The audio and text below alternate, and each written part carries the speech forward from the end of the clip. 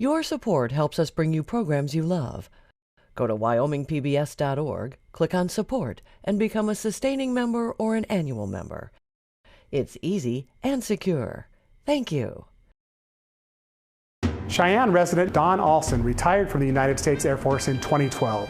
In his last assignment, General Alston was in charge of the nation's Intercontinental Ballistic Missile Force here at F.E. Warren Air Force Base in Cheyenne. He is an expert in nuclear deterrence.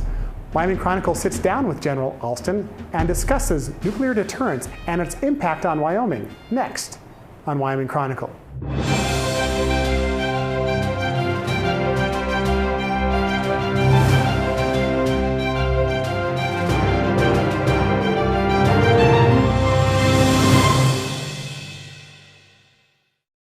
Support for Wyoming PBS is provided by the Matthew and Virgie O. Dragisevich Wyoming Foundation Trust, honoring the rich history and heritage of Wyoming. It's our pleasure to be joined with Major General Don Alston. Don retired from the Air Force in 2012. It's a pleasure to have you with us today on Wyoming Chronicle. Welcome. Great to be with you. We're here in a place that's familiar to you. We're in the Museum of F.E. Warren Air Force Base, a place that you used to command. Well, yes, as a matter of fact, my last assignment in the Air Force, I was the commander of 20th Air Force. And as a matter of fact, to put it in perfect context, I was a tenant to the wing commander here on the base. But that wing was part of 20th Air Force, along with the wing up in Montana and the wing of Minuteman missiles in North Dakota as well. So it was a great last assignment. Didn't know it would be our last assignment until my wife and I made that decision, but it was a great place to retire. And now you still live here in Cheyenne and have certainly become one of the nation's experts on what nuclear deterrence is. And that's what we want to talk about today on what is here at F.E. Warren Air Force Base relative to ICBMs that are under control and the deterrence it provides our country's nuclear deterrence policy. Right. And you're an expert with that. Give us a background, General, if you would, on why did ICBMs come to Wyoming? It's a good question and a great place to start. I think we have to go all the way back to the Manhattan Project just to set the baseline on what was going on in the 40s. And then when America gets the nuclear weapon, and we employ the nuclear weapon at the end of World War II against Japan, Nagasaki and Hiroshima. After that happens, there's only one country in the world that has this capability. We have a nuclear monopoly. We think that's going to last for a while. And lo and behold, in 1949, the Soviet Union detonates a nuclear weapon. We now found out later, of course, that they had spies, they had folks that were in Los Alamos and other places, and they could accelerate their capabilities. So we were surprised. But the only means we had to deliver that weapon was through a long-range bomber. But there was lots of tension in the world. In the late 40s, the Soviets decided to strangle Berlin, and so what do? We deploy the B-29 to England to send a signal, to begin signaling with nuclear capabilities. The nuclear capable bomber went to the United Kingdom. And of course, the Berlin airlift successfully was able to let the air out of that crisis in a way that confrontation was limited. But throughout the 50s, we had challenges in the world where people would wonder whether or not nuclear weapons would be part of a conversation. There were challenges in Hungary, an uprising, and the Soviets maintain a large conventional force. We demobilize after wars, after World War I and after World War II. And so given the size of the Soviet force in Europe, in particular, this threat, Eisenhower decided to challenge it not with a comparable size conventional force, but to find a way to leverage nuclear capabilities to reduce that threat and that vulnerability to the United States. And then when Sputnik happened on October 4th, 1957, suddenly the world got smaller. And if the Soviets could launch a satellite, could they put a nuclear weapon on top of a rocket? And then how much time would the United States have to react? So we only had what turned out to be one means to deliver nuclear weapons, and it was strategic bombers. We had to find another way. So we had urgent development in the mid to late 50s of ballistic missiles. We put a priority on intermediate range ballistic missiles because it was a hard problem to solve the distance for an intercontinental ballistic missile. So we had programs called Thor and Jupiter, where we would forward deploy these missiles that didn't have the range to reach Moscow from the United States, but could reach Moscow from the United Kingdom. And so we did that. We deployed Thor to the United Kingdom, and then we accelerated the intercontinental ballistic missile. And then ultimately, we had to do site selection, and F.E. Warren was one site chosen to deploy the first intercontinental ballistic missile that America had, and that was the Atlas missile. And so that came here in the late 50s. And it's been active in that mission ever since. Right. The Atlas was first. Give us a history lesson on what followed. Well, the Atlas missile was kind of a high maintenance proposition here. It ultimately, a squadron consisted of 3 missiles and 1 launch control center at the very beginning. And then ultimately, when we moved from the Atlas D to the Atlas E, then we could have 9 missiles associated with a squadron. So the numbers were small. But when you look at a map of where we deployed the Atlas missile, a lot of it seemed to circle around, 500 miles or so around Omaha, which was the headquarters for Strategic Air Command. And missile development was moving very fast. It was in the late 50s, I think 1958, when we made a commitment to the Minuteman I missile. Why was this important? Well, there's a big distinction between the Atlas missile, which was, the vernacular was a coffin launch, where it's laid down horizontally until crisis, and then it's erected, then it has to be fueled, and then the guidance was not on board the missile. The guidance had to be fed to the missile from the Launch Control Center. So this was a very challenging and time-critical way to manage nuclear deterrence. But the Minuteman brought several different characteristics. It was inertial guidance, so now the missile had the guidance on board all the time. It was solid fuel, so it was fueled all the time, and it had a very rapid reaction time. And in addition to that, it also would be widely dispersed. We were going to dig a lot of holes. We were going to deploy a lot of ICBMs to make a targeting challenge for our opponent. And so while we are in the early stages of deploying the Atlas missile, we have begun work preparing to deploy the Minuteman. And one thing I found very interesting, of all of those sites for the Atlas missile, only one site converted to Minuteman, and that was here at F.E. Warren. And we've had ICBMs at F.E. Warren ever since the late 50s. Minuteman, the Atlas only lasted from till 1965. In the spring of 1965, the last one came out, and the Minuteman I was on alert. And then we converted to later editions of the Minuteman as time went on. Fast forward now to today. Right. How many Minutemans are controlled here at F.E. Warren? Right now, there's 150 Minuteman IIIs here. So we moved from the Minuteman I, jumped over the Minuteman II, that was deployed in other locations. And in about 1970, the Minuteman III came to F.E. Warren. And that then was also, they had 200 launch facilities around F.E. Warren, supported by this wing. And so we converted one of those 50 missile squadrons to the Peacekeeper weapon system from 1986 through about 2005, and then we deactivated that. The Peacekeeper with multiple warheads. It had it was the most potent intercontinental ballistic missile America ever deployed. It had 10 warheads. It had a high nuclear yield on top of each one of them, and it had exquisite guidance. The accuracy was phenomenal. And but it was one of a kind, and we had America had designs on deploying more of those, but we only did one squadron, and it was only ever here. And when we took that down, we still had 150 missiles, and so at the 3 remaining ICBM wings that America has, we have 150 Minuteman III missiles at each one of them. The START II treaty, which never went into force, was the DMIRV treaty, and so this was negotiated in the early 90s. And so when you describe a MIRV, that's a weapon with multiple warheads. Today's Minuteman III missiles just have 1 warhead per missile. Right. And we have maintained the technical capability to upload additional warheads if the stability in the world and the geostrategic factors make that the right thing to do for our nation. We could upload more warheads if that is the direction.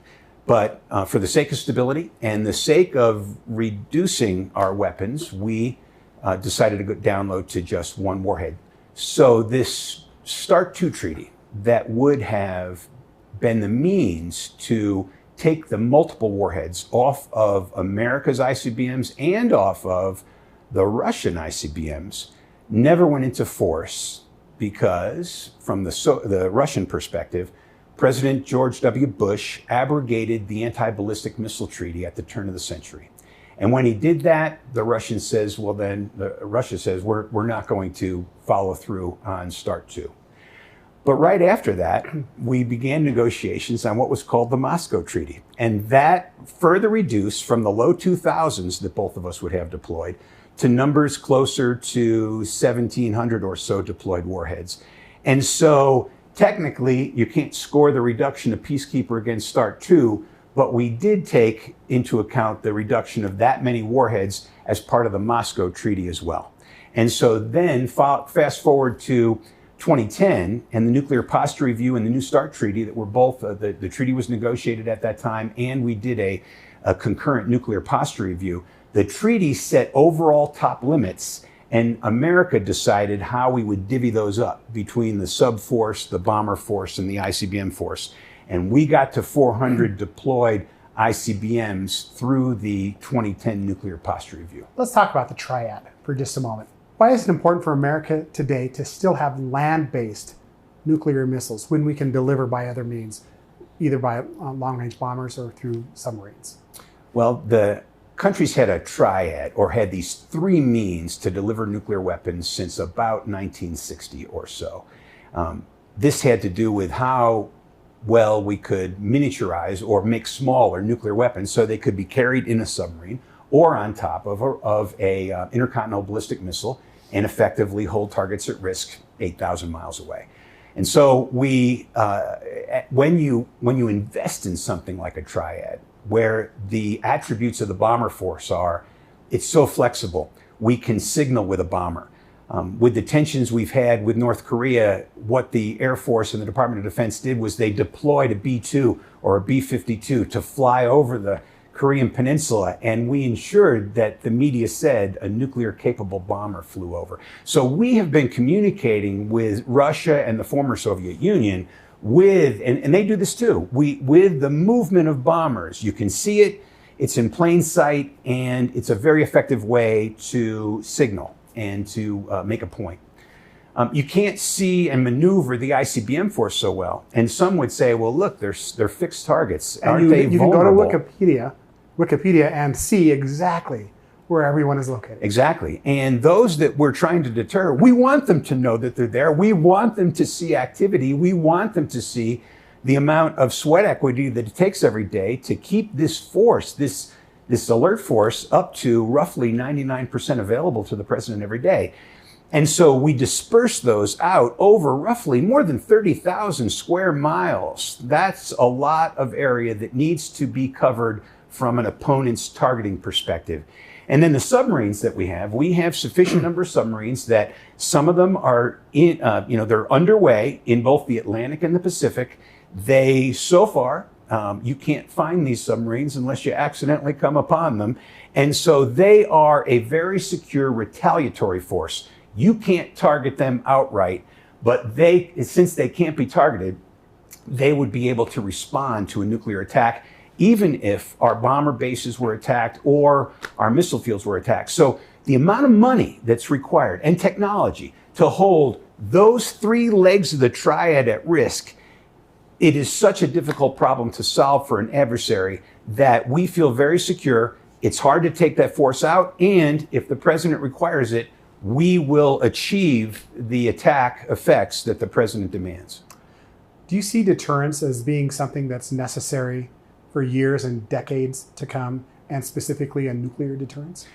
Well, I mean, fundamentally, deterrence is not a complicated subject. It's about trying to ensure that your opponent, you create a perception in your opponent's mind that the cost of achieving or pursuing its political problem he's trying to solve or a political advantage he's trying to gain would never be worth the cost. And this can't be something that an adversary would wake up today and say, is it close today? Is today the day that I could pursue that aggressive behavior? It has to be compelling every day. that not today's the answer.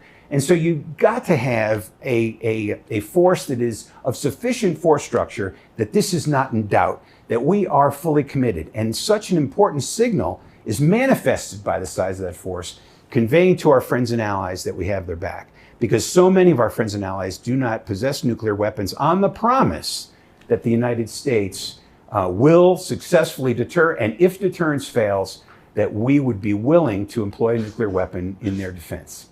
And it's a challenging calculus, but it's one that we've been able to preserve now for decades. A chilling calculus as well. Yes, sir. Terrorism. You read recently about terrorism and its potential to play a role in the world's nuclear future. Does that concern you a lot? Is it something you worry about? Well, the 2010 Nuclear Posture Review, which, by the way, I was the senior Air Force person in the Pentagon that would sit at the table as we were doing the hard work of responding to the treaty negotiations going on overseas, as well as trying to construct a nuclear posture review that the administration wanted to have. And the number one concern that was articulated in the 2010 posture review was that the greatest threat was nuclear terrorism. Now, the newest nuclear posture review, released last February 2018, that in fact says we're back to great power competition. It doesn't dismiss the risks associated with nuclear terrorism with nuclear weapons from these rogue elements. But here's the concern that I think everyone has with that. You can't hold groups that don't necessarily have any connection to a particular nation state at risk directly. But you can hold the states at risk who would be able to provide them capabilities to achieve those nuclear effects. It's really difficult to make a nuclear weapon. And so it would require state sponsorship in order to get down that path. So I think I'm certainly concerned about nuclear terrorism, to use that expression. But I also agree that the larger threat to our nation today is great power competition. You mentioned great power competition. We have woken up in the last week about Russia and the United States not going forward with the INF treaty, the mid-range nuclear treaty. We've heard, headlines that talk now about arms races. Is that something you see in our future? Are we going to be in a nuclear arms race again? Well, I think it's a fair risk that could happen. But let's talk about the two treaties that have really made the news. The principal one that we see is the Intermediate Range Nuclear Forces Treaty that was signed by Gorbachev and Reagan in the late 80s. And it took out an entire class of ground launch nuclear weapons that had a range up to about 5,500 kilometers, roughly 3,000 miles or so. And this was all kind of a European-centric problem that we were solving with the INF Treaty. And at the time, we had nuclear weapons in Europe. We did. We had the ground-launched cruise missile and the Pershing II, and those two weapon systems were eliminated by this treaty. And Russia complied on their side of it as well.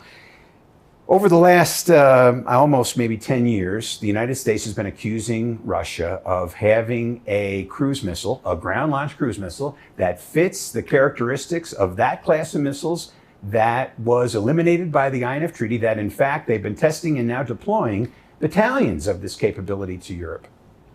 Russia denies that these are in violation of that treaty. We do not have any capability that fits in that box that is the INF Treaty. And up to this point, we have not seen a need for that when we're looking at our competitor in Europe, principally, which would be Russia. The reality is, though, we've had a proliferation of weapons with this range around the world. And when you consider nuclear proliferation and proliferation of this missile capability, even the United States has challenges in other parts of the world where maybe this capability would be useful. But I think that needs to be studied because there is not an imperative at this time, or we would have been in pursuit of it at this time. And then the other treaty, of course, is the strategic related treaty, which is called the New START Treaty.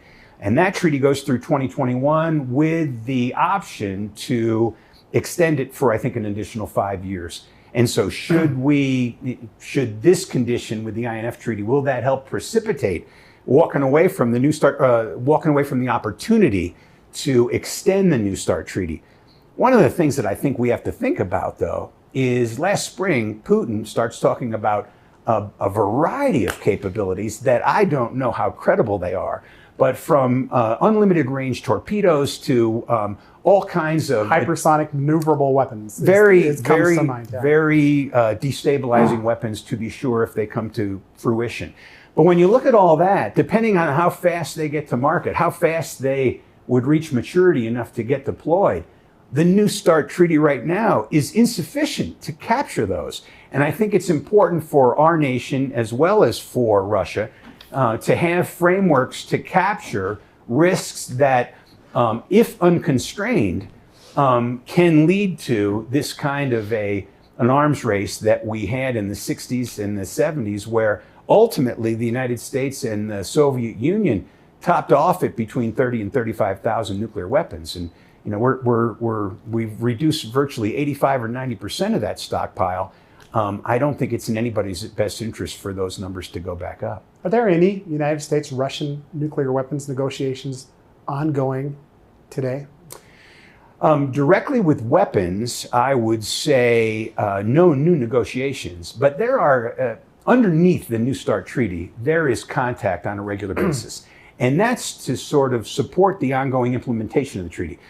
They will come to F.E. Warren, and they may have a quibble with this or that. And they do come here. And they do. They come here in order for them to fulfill their obligations under the treaty. The wing prepares for that. They get very little notice. And when they get notice, there are protocols on what the wing must immediately start to do in order to prepare to receive the inspectors. But, and we do the same thing over there. And so that's our right to fulfill our duties under the treaty. But underneath that are provisions for the two sides to continue open dialogue about concerns that either one might have about what they saw during any one of their visits. So that framework continues all the time. And then there are other variety of treaties that are tangential to the direct New START treaty, like there's an Open Skies treaty that allows us to fly over Russia and allows Russia to fly over us. And so those are surveillance opportunities for both of our countries. And all of this is about risk reduction. It's about transparency. It's about accountability. And so all these things feed a level of trust, which is what the intention is of having viable, executable, enforceable arms control frameworks. What should Wyomingites think about when President Trump negotiates with North Korea? How might that impact what happens here at F.E. Warren, for example? I think the most direct way that our current engagement with North Korea affects all of our nuclear capability, our strategic capabilities, is that region is destabilizing every time Kim Jong-un begins to rattle his saber. Now, he has not done missile tests of late. He has not done nuclear weapons detonations of late. But it's a difficult neighborhood that he is in the middle of, stirring the pot. And you've got Japan that has all the technology and the capacity to have its own domestic organic nuclear weapons program, if not overnight, in a very short amount of time. You have South Korea, where the United States had forward deployed nuclear weapons until the early 90s when we withdrew them, looking across the border at an unstable situation. You have China, which does not welcome the increased American presence in the Western Pacific as we counter this particular threat. And I think the stability, as we try to fortify stability at whatever level we have out there, what contributes to that is the credibility of our deterrence back home.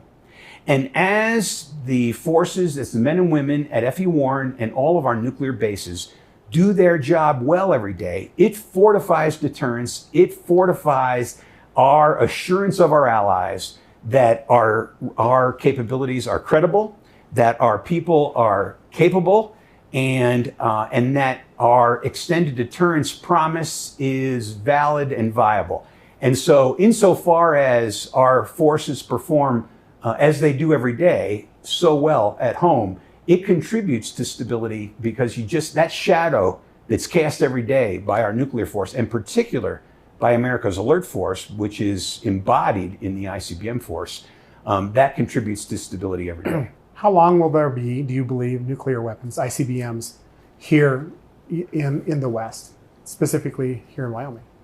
Well, I think that mankind has a very poor track record in terms of finding means to kill each other, and so I think history, you can show examples of, going from rocks to bows to tanks, and then ultimately, today's ultimately destructive power is embodied in the nuclear weapon.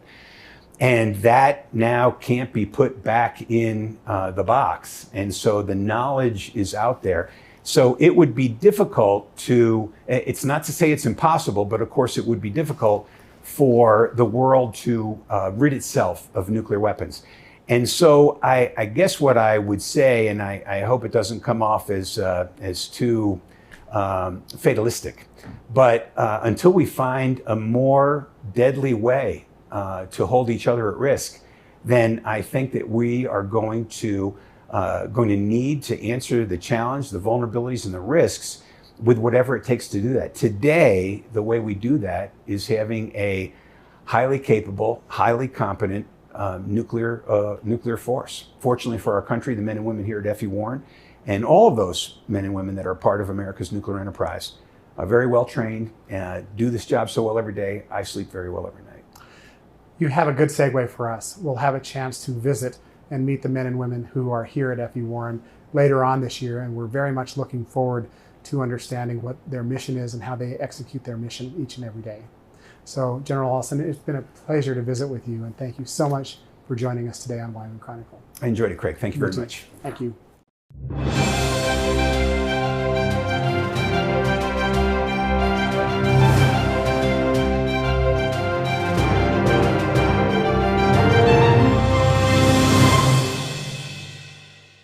Support for Wyoming PBS is provided by the Matthew and Virgie O. Dragisevich Wyoming Foundation Trust, honoring the rich history and heritage of Wyoming.